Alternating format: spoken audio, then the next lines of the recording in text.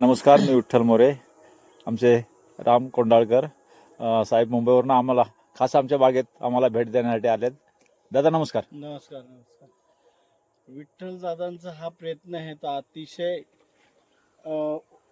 वखाणण्या जसा प्रयत्न आहे की त्यांनी ह्या भागामध्ये म्हणजे पोलादपूर तालुक्यामध्ये काहीच निष्पन्न होत नाही, काहीच होणार नाही अशी जी भावना लोकांची असते ती भावना खोटी ठरवली आहे.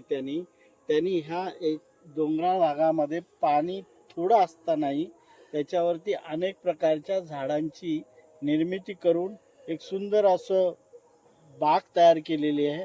आणि त्या बागेमध्ये वेगवेगळ्या पद्धतीची फळं, फणस असेल, आंबा असेल, अंजीर असेल, इवन काश्मीरातलं फळ जे आपण बोलतो सफरचंद, याचीही त्यांनी लागवड करून एक प्रयत्न केलेला आहे की आपल्या ह्या उष्ण आणि अशा पडीक जागेमध्ये ही फळं कशा पद्धतीने येऊ शकतील.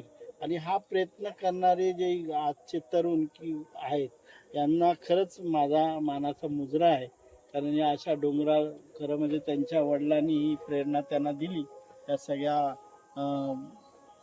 जंगल किंवा मग आपला बाग कशी उभी करायची, आणि त्याच्यातून हे सगळं विश्व निर्माण झालेलं आहे. आज आंबा ह्या फळातून आर्थिक उत्पन्न ते चांगल्या पद्धतीने कमवतात. त्यांना जी आर्थिक मदत पाहिजे ते ह्या सगळ्या ह्या बागेतून मिळते. आणि नारळापासून जी जी वस्तू एखाद्याला या बागेत येऊन खायची असेल ते येऊन तो आनंदाने कोणतंही फळ खाऊ शकतो. अशा पद्धतीचं हे विश्व त्यांनी तयार केलेलं आहे.